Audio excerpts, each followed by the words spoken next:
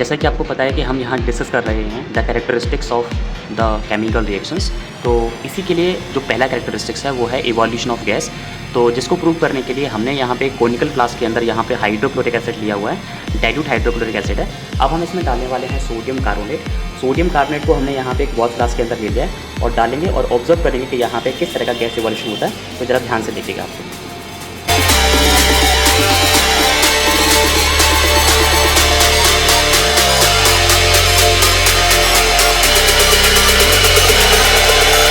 आप देख पा रहे होंगे कितनी इंस्टेंटिसिटी के साथ यहाँ पे बहुत ही तेज़ी से यहाँ पे गैस का इवोल्यूशन हुआ।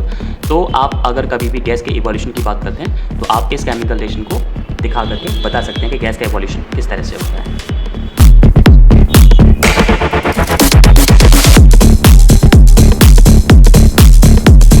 पता है बेटा कि हम डिस्कस कर रहे हैं the characteristics of chemical reactions और अब हम यहाँ पे second characteristics of chemical reaction discuss करेंगे जो कि है फॉर्मेशन ऑफ प्रेसिपिटेट। उसके लिए हमने यहाँ पे एक टेस्ट ट्यूब के अंदर यहाँ पे पोटेशियम आयोडाइड का सॉल्यूशन यहाँ पे लिया हुआ है। अब पोटेशियम मिलाने वाले हैं लेड नाइट्रेट के सॉल्यूशन को।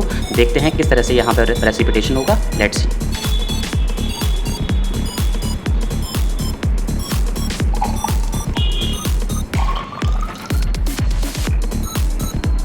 स्टूडेंट्स आपने देखा जैसे ही हमने यहाँ पोटेशियम आयोडाइड के सॉल्यूशन में लेड नाइट्रेट के सॉल्यूशन को मिलाया तो वहाँ पे येलो कलर का एक प्रेसिपिटेट फॉर्म होता है। ये होता है प्रेसिपिटेशन रिएक्शन।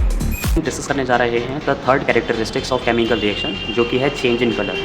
इसके लिए बेटा हमने यहाँ पे टेस्ट ट्यूब के अंदर पोटेशियम डाइक्रोमेट का ऑरेंज कलर का सॉल्यूशन लिया हुआ है और इस टेस्ट ट्यूब के अंदर हमने यहाँ पे लिया हुआ है H2SO4 यानी कि सल्फ्यूरिक एसिड एंड कॉपर टर्नियम जो कि SO2 गैस प्रोड्यूस करने के लिए लिया गया है। अब यहाँ पे जो भी SO2 गैस प्रोड्यूस होगी उसको हम यहाँ पे पोटेशियम डाइक्रोमेट के सॉल्यूशन में यहाँ पे पास करेंगे और देखते हैं कि किस तरह का ऑब्जर्वेंस हमें यहाँ पे मिलता है। Let's see.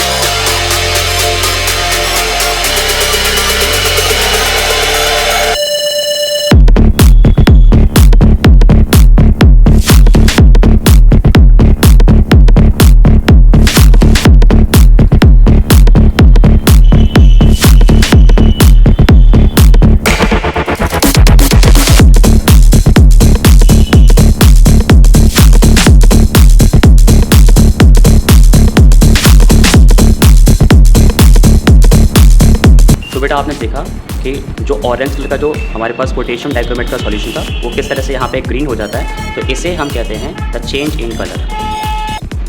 अब बेटा हम डिस्कस करने वाले हैं द नेक्स्ट केमिकल प्रॉपर्टीज़ और the characteristics of chemical reaction जो कि है चेंज इन टेम्परेचर। तो उसके लिए हमने यहाँ पे क्या किया हुआ है, एक टेस्ट ट्यूब के अंदर हमने यहाँ पे पानी लिया हुआ है, वाटर लिया हुआ है और उसके अंदर एक थर्मोमीटर यहाँ पे लगाया हुआ है। आप देख पा रहे हो कि यहाँ पे पानी का इस समय जो टेम्परेचर है वो अप्रॉक्स 28 डिग्री सेल्सियस है। और अब हम इसमें कंसनट्रेटेड H2SO4 डालेंगे और आपको पता है कि यहाँ पे डाइल्यूशन ऑफ एसिड जो होता है वो एक हाईली एक्सोथर्मिक रिएक्शन होती है। तो ये हमने H2SO4 लिया। अब H2SO4 को ड्रॉप बाय ड्रॉप यहाँ पे डालेंगे और देखते हैं क्या वहाँ पे टेम्परेचर इंक्रीज होता है या फिर नहीं होता है। तो आप देख पा रहे होंगे बेटा थर्मोमीटर में यहाँ पे टेम्परेचर जो है बेटा वो कंटिन्यूसली यहाँ पे इंक्रीज़ हो रहा है। 28 से इंक्रीज़ होके अप्रॉक्स वो 40 डिग्री सेल्सियस पहुँच 40 में पहुँचने के बाद थोड़ा सा H2SO4 और डालेंगे। तो देखो बेटा टेम्परेचर जो है 45 degree Celsius approx 50 degree Celsius पहुँचने वाला है। जैसे जैसे H2SO4 का अमाउंट बढ़ाते जाएंगे वैसे वैसे टेम्परेचर जो है बेटा यहाँ बढ़ता जाएगा। तो टेम्परेचर बेटा 50 डिग्री सेल्सियस पहुंच चुका है 20 डिग्री सेल्सियस से।